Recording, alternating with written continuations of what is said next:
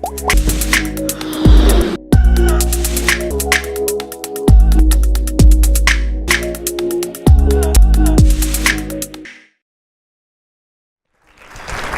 gracias, Rafa.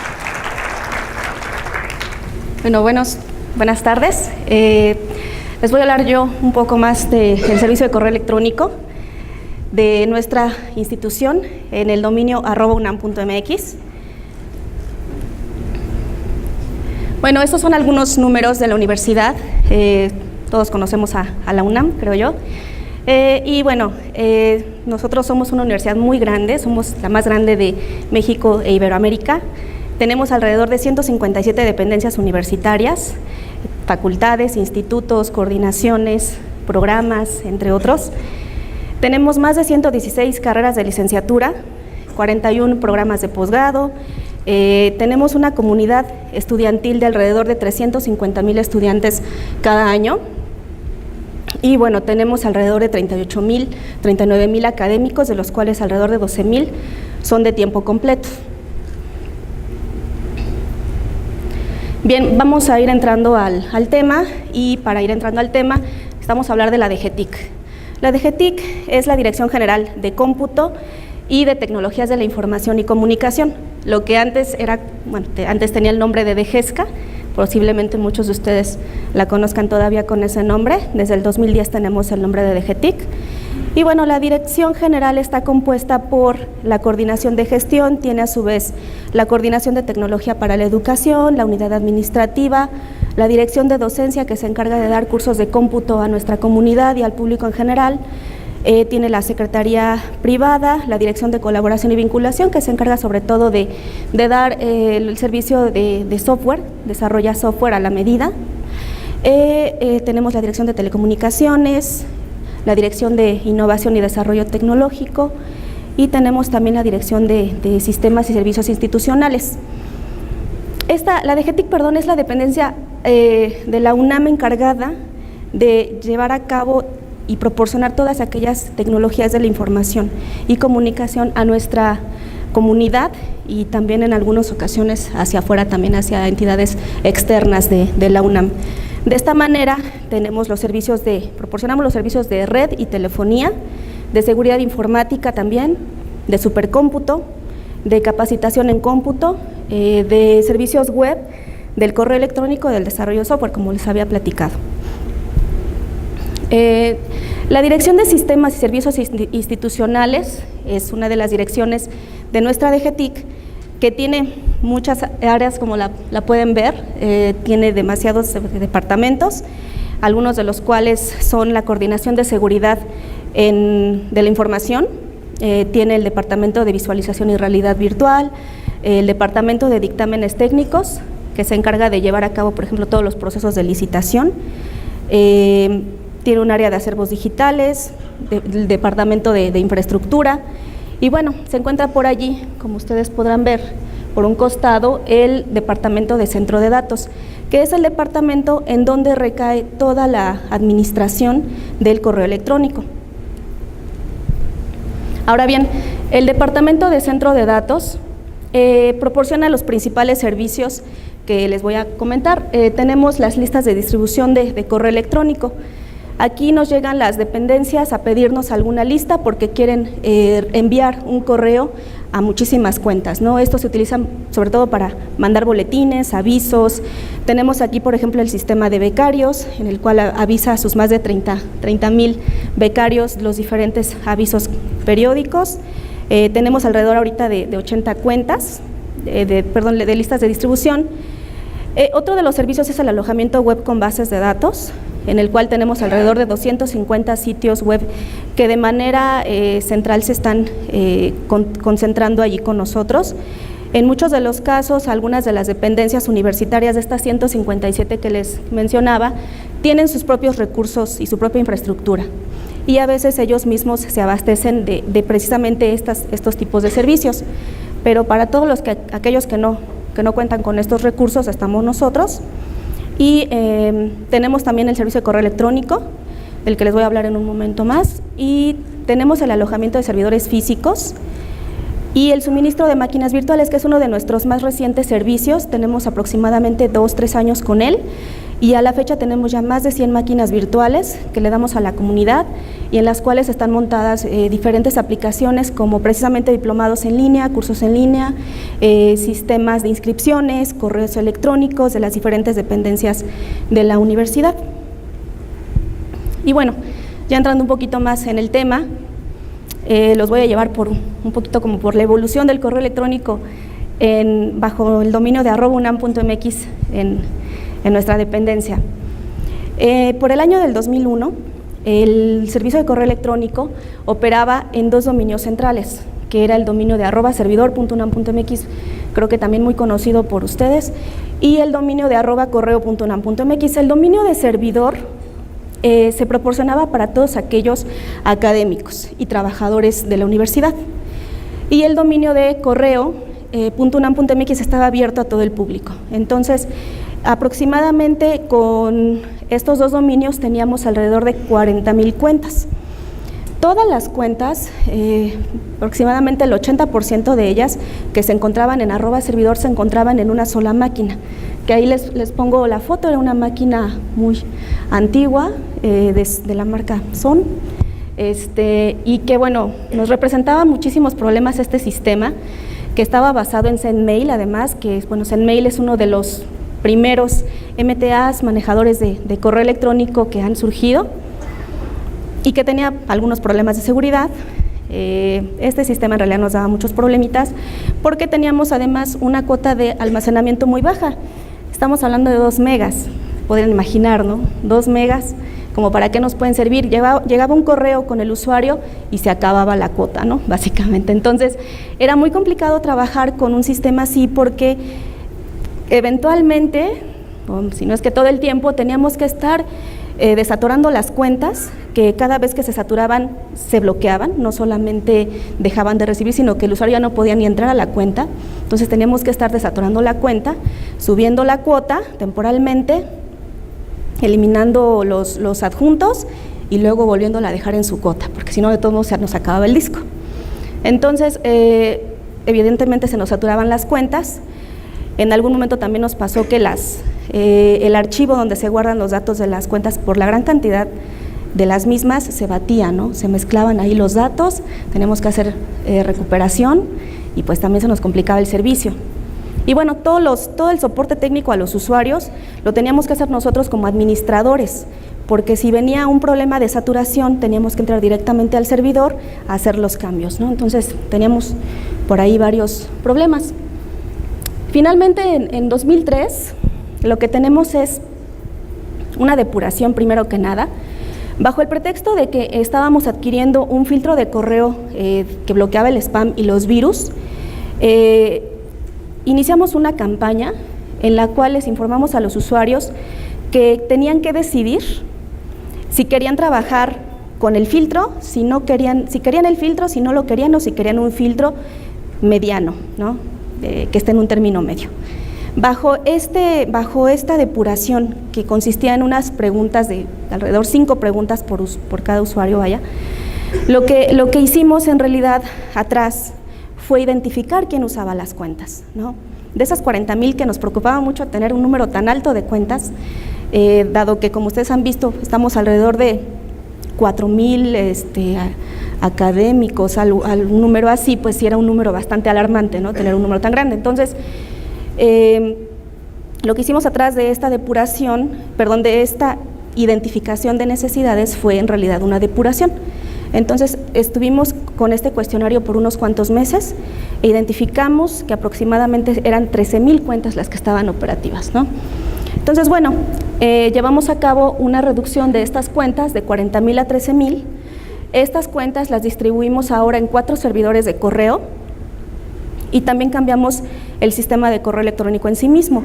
Empezamos a trabajar aquí también ya con Unix como sistema operativo base, y con las herramientas de LDAP como manejador de información de los usuarios, Qmail como administrador de correo, y con la herramienta de Horde, ¿no? Para la visualización de los correos. Aquí ya podemos darles a los usuarios 500 megas o más, que en ese tiempo pues era maravilloso, partiendo de que tenían 2 megas.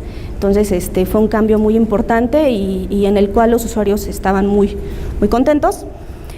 Y bueno, la administración y el soporte técnico ya no tiene que ser directamente en el servidor, hay una interfaz en medio que nos ayuda a evitar problemas, a evitar que por ahí se nos fue el dedo y ya borramos a lo mejor algún correo o ya borramos la cuenta. Entonces estamos trabajando con una interfase que nos ayuda a minimizar estos problemas.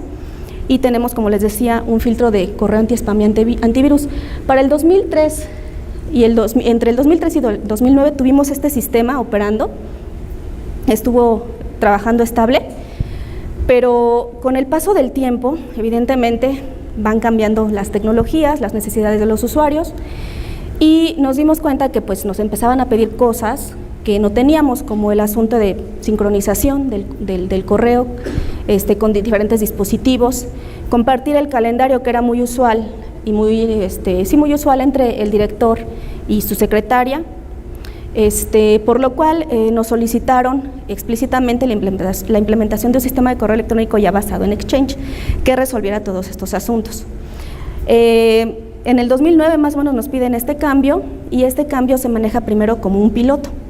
Se empieza a manejar al interior de la dependencia para probar cómo funciona.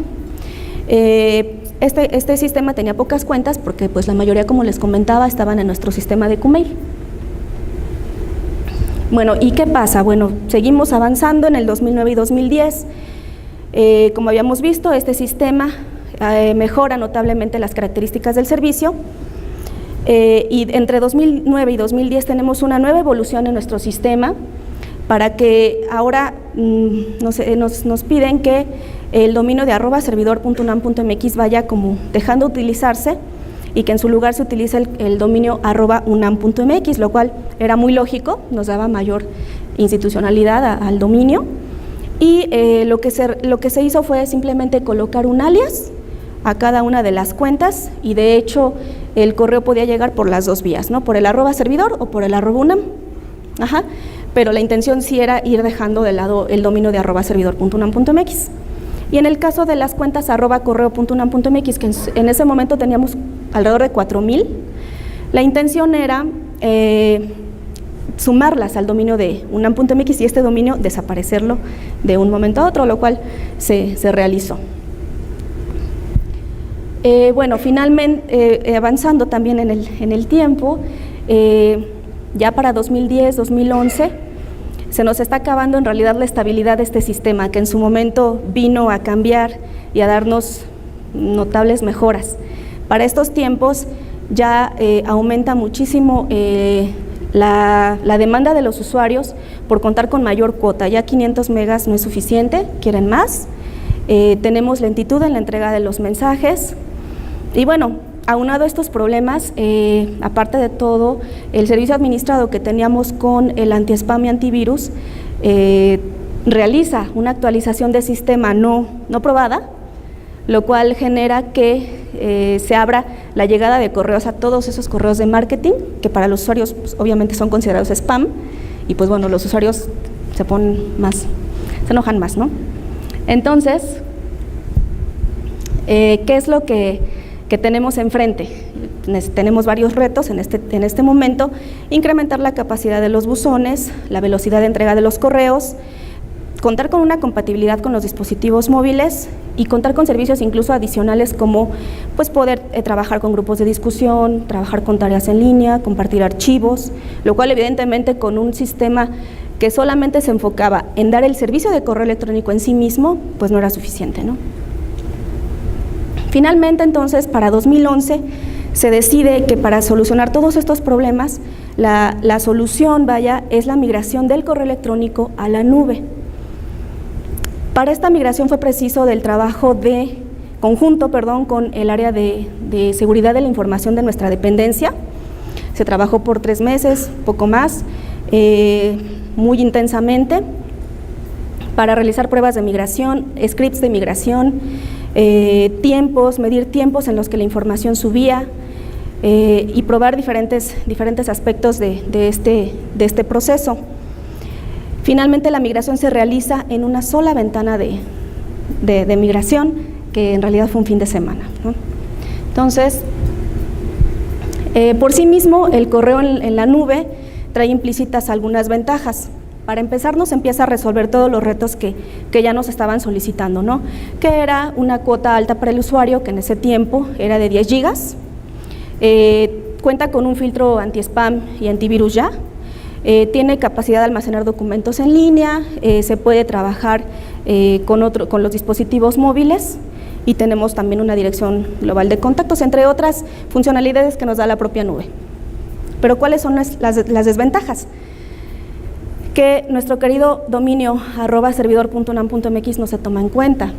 Entonces, en ese momento todavía teníamos alrededor de 700 cuentas aproximadamente que seguían utilizando el dominio y que de un fin de semana, de un viernes a lunes, pues ya no funcionaba, ¿no? Entonces, lamentablemente, además de todo, estas cuentas estaban siendo utilizadas por algunos de los investigadores y doctores de más tiempo en la universidad, por lo cual las quejas, pues, se volvieron muy fuertes, ¿no?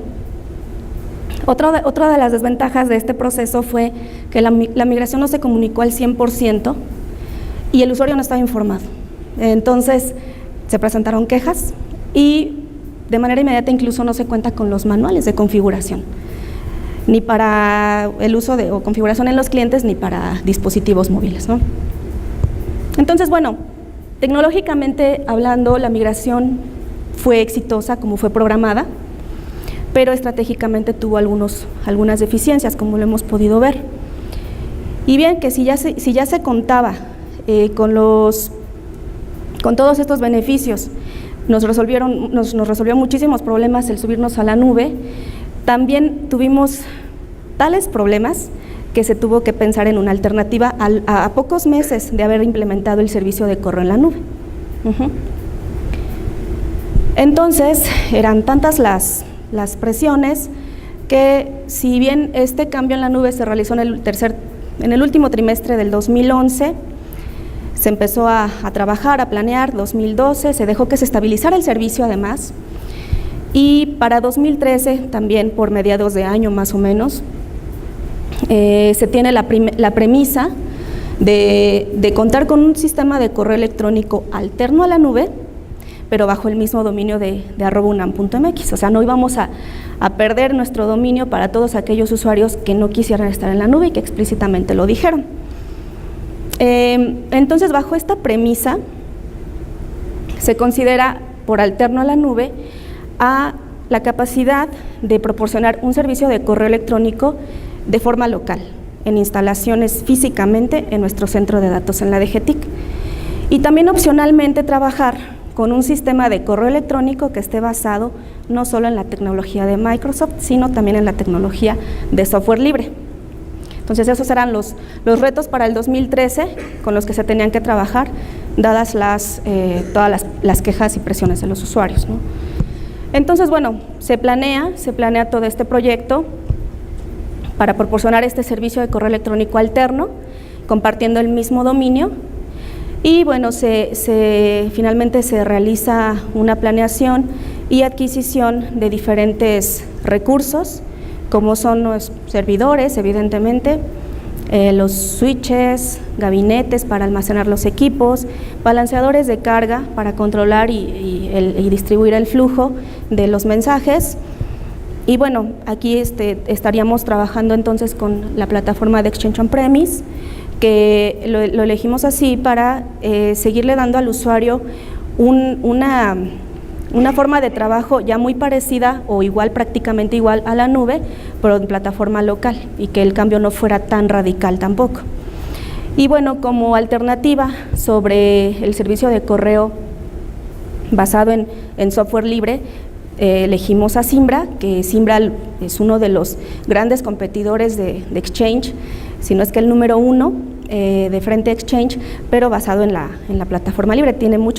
Comparte muchas de las características de Exchange y se decidió ir por este camino, ¿no? Entonces, bueno, después de adquirir todos estos recursos, de trabajar, al final de este año ya se cuenta con el servicio de correo también ya local, con lo cual empezamos a dar de alta cuentas. En ese año aproximadamente se dan de alta como 500, 400, 500 cuentas, ya viviendo bajo el mismo dominio, pero en el servicio local. Ahora bien,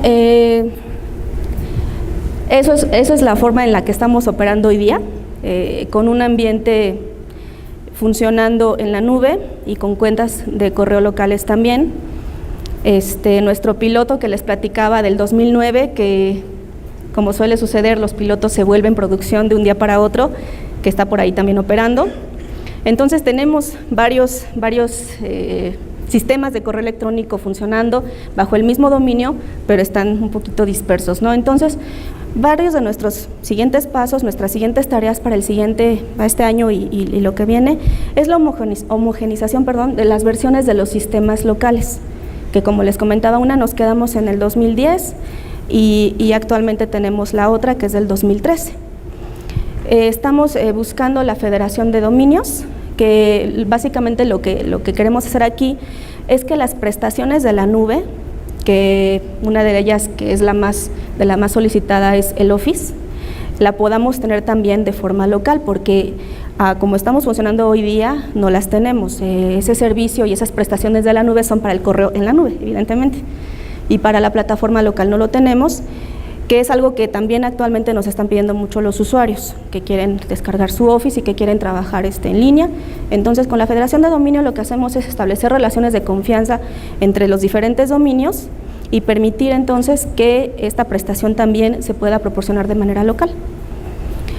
Algo que todavía no pudimos hacer y que nos falta hacer a corto mediano plazo, es integrar este sistema con nuestra solución de Zimbra, para poder ofrecerle también al usuario la alternativa basada en software libre.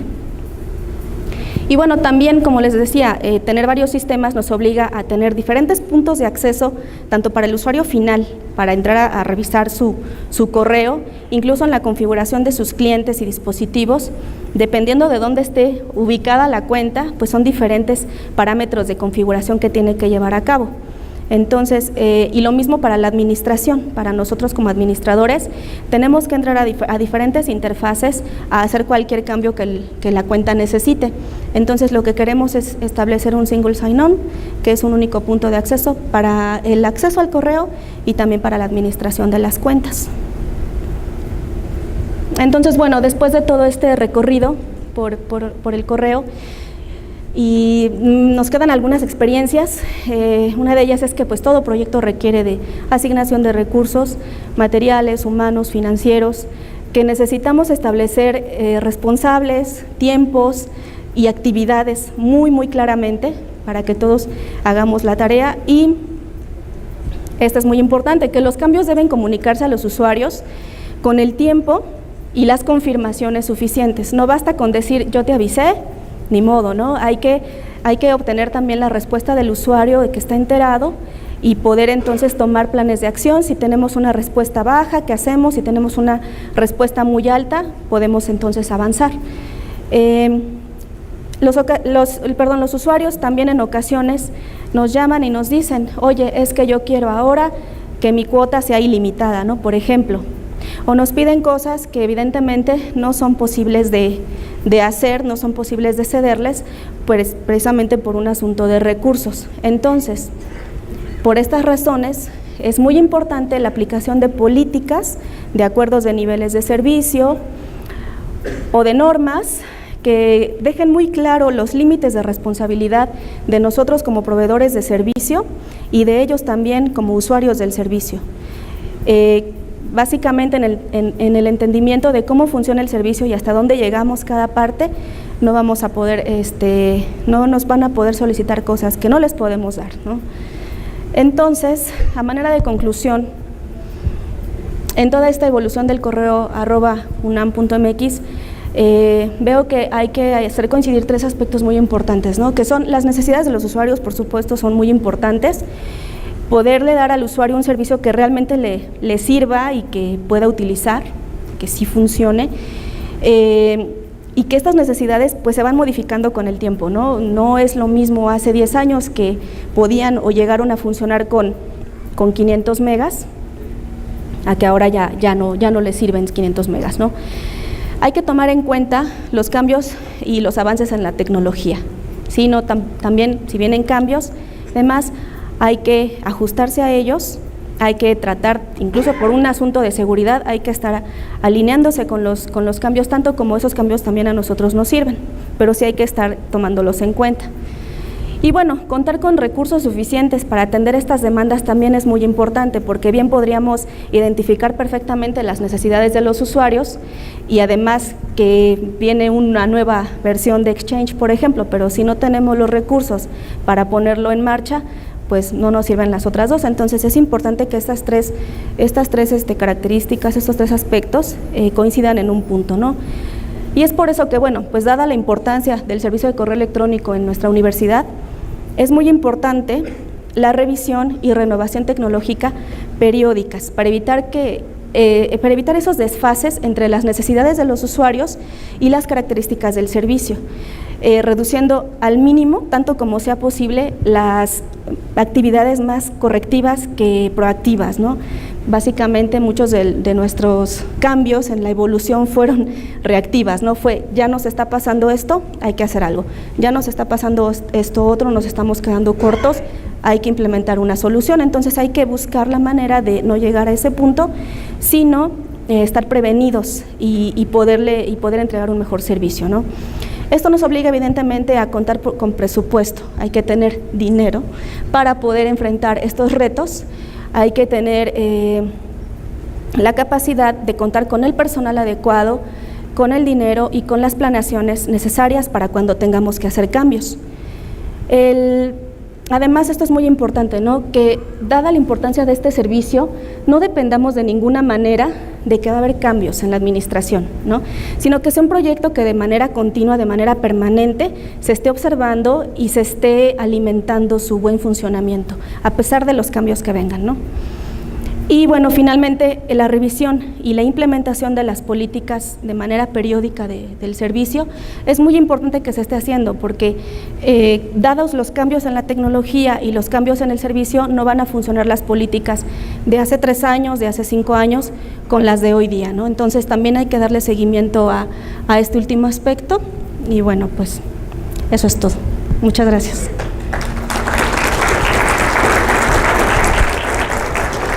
Esther, muchísimas gracias. ¿Tenemos preguntas para Esther? Por aquí hay una pregunta, ¿sí?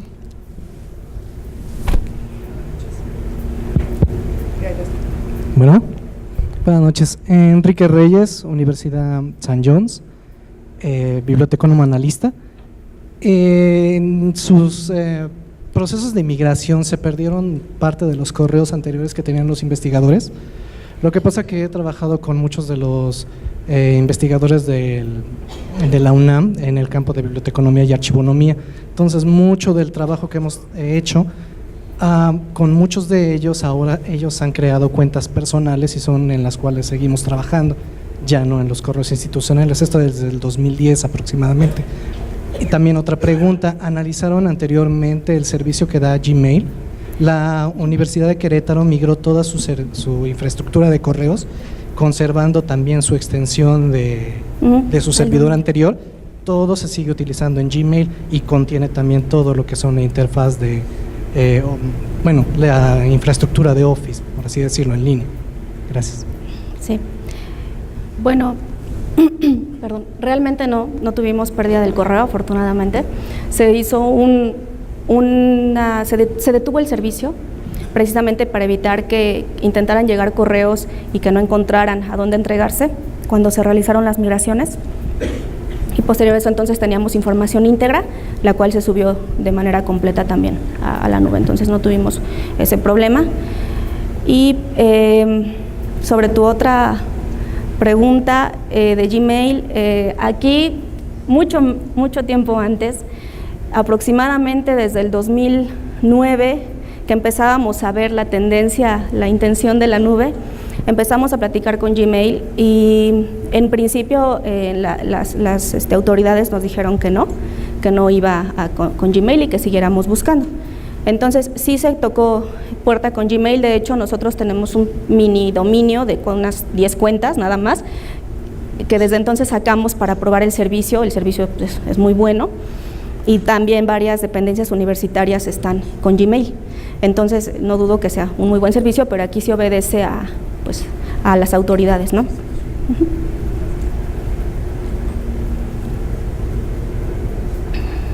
Hola, ¿qué tal? Buenas tardes, mi nombre es Claudia Flores, vengo de Conalep, Estado de México. Nosotros también utilizamos la plataforma de Office 365.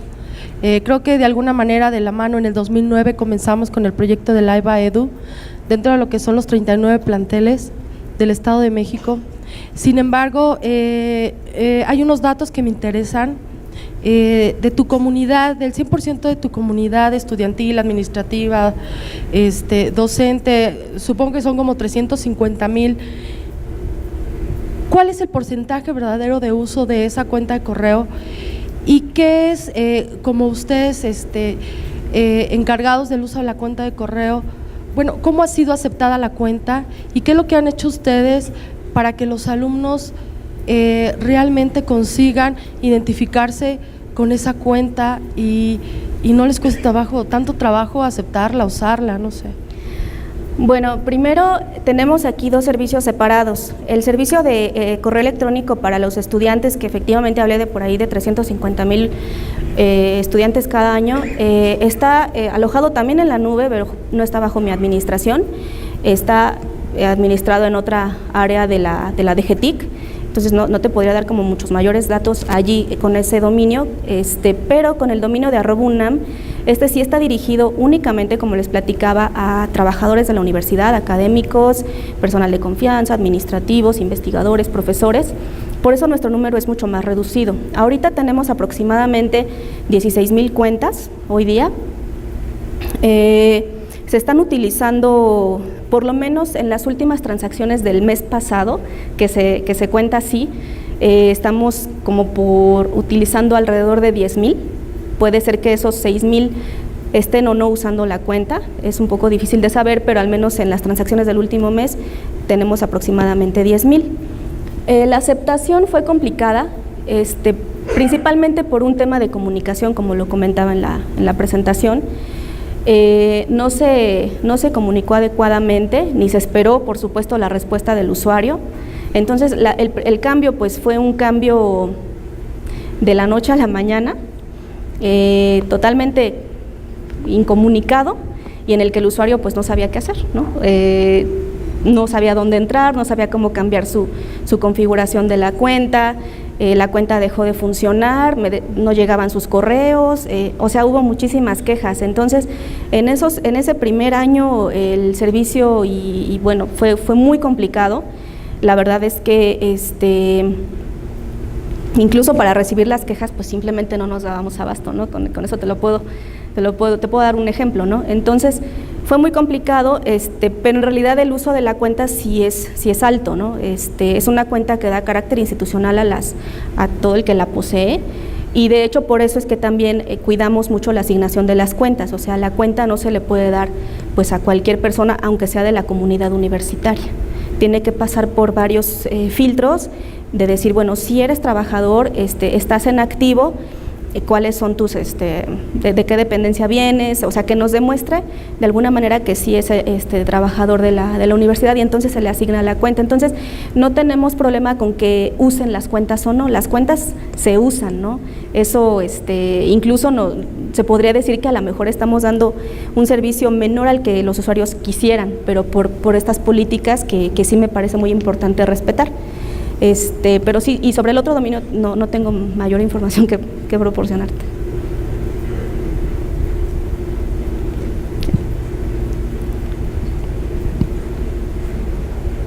Gracias. Hola, soy Sonia Corona de la DGTIC. Y bueno, ahorita que comentabas el dominio @UNAM, que uno está en la nube y uno está de manera local, ¿qué diferencia o qué garantía como usuarios tenemos en cuanto a esto que platican de la seguridad de la información? Tal vez esta resistencia al cambio de pronto también nos hace pensar que si estamos en la nube nuestra información está insegura, por ahí flotando no sé dónde, y si estamos de manera local nos sentimos más protegidos porque estamos dentro de la institución. ¿Hay alguna diferencia en el uso de una cuenta u otra? Bueno, en realidad la situación por la cual piden una cuenta en la nube o abajo, vaya en la plataforma local, la verdad es que la principal diferencia es la cuota, porque muchos usuarios, su ideología es: no quiero borrar un solo correo en mi vida, ¿no? No lo quiero borrar y entonces quiero la cuota más alta, lo cual entonces les decimos, bueno, pues te vas a la nube, ¿no? Porque abajo mis recursos sí son limitados. Otra razón por la que piden estar abajo o arriba es igual, por la prestación de la nube del Office 365, ¿no? Entonces esas son principalmente las dos características por las que nos piden una cuenta en un lado o en otro lado, pero no tanto por el aspecto de la seguridad. Sí.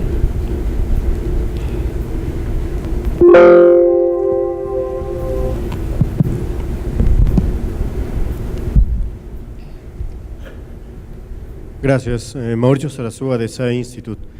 Para el tiempo de vida de las cuentas, una vez que ya es egresado el alumno o el profesor sale de trabajar con la institución, ¿tienes alguna recomendación de cuánto tiempo debe de existir todavía la cuenta, ya sea para el alumno o para el profesor? Y tal vez la manera de cómo terminar eso, porque muchas veces es complicado decirle ya no lo puedes usar. Claro. O de entrada siempre te preguntan ¿cuánto tiempo lo voy a tener cuando salga de la escuela, no? Sí, es una pregunta muy interesante y la verdad es que tenemos una comunidad tan amplia, tan grande y tan heterogénea, es la universidad y tenemos pues desde psicólogos, tenemos pues, todo lo que se puedan imaginar en las profesiones, que desde entonces, desde que implementamos la primera vez el servicio de anti-spam y antivirus, fue todo un asunto importante que manejar, porque para empezar desde el bloqueo de lo que tú consideras spam o no, para una persona no es lo mismo que para otra, ¿no? Para lo que una persona puede ser parte de sus propios estudios, el recibir imágenes de cierto tipo, el recibir palabras en el texto del correo de cierto tipo, para otros pueden ser totalmente ofensivas y no querer recibirlas. Entonces sí estamos con una comunidad que sí es muy complicada. Y precisamente de lo que tú me preguntas es sobre las políticas del servicio, ¿no? Lo que estamos implementando sí es que una vez que el usuario deja de pertenecer a la universidad, debería de manejarse una baja de la cuenta. Efectivamente se manejan, no estoy segura si son 2 o 3 meses, en el que se le avisa al usuario de, bueno, ya no eres parte de la universidad, te pedimos que realices un respaldo de tu información porque en un tiempo la cuenta se va a dar de baja. La cuenta de correo electrónico de nuestra universidad es una herramienta de trabajo, y se debe de utilizar en ese mismo contexto para facilitar su trabajo diario. Entonces, una vez que no pertenece a la universidad, pues el sentido de la cuenta pues se pierde, ¿no? Pero sí, efectivamente es algo muy interesante y muy difícil de manejar y de aterrizar. El hecho de realizar políticas no significa necesariamente que se van a seguir al pie de la letra. Nos han llegado casos a veces que no están ni contemplados en políticas, ¿no? El fallecimiento, por ejemplo, de alguna persona intempestivamente, y en el cual decimos, bueno, ¿quién puede venir a solicitar esa información, ¿no? Si la cuenta es de carácter, es para el desarrollo de su trabajo, pero es a la vez también personal, ¿no? Entonces, sí nos encontramos con situaciones muy complejas, pero lo que sí te puedo decir al respecto de cuando dejan de trabajar es que la cuenta en breve se da de baja, se comunica, se le da tiempo de que haga su respaldo y adelante se da de baja. Bien. Esther, pues muchísimas gracias, te agradecemos mucho tu participación. Un aplauso a Esther, por favor. Gracias.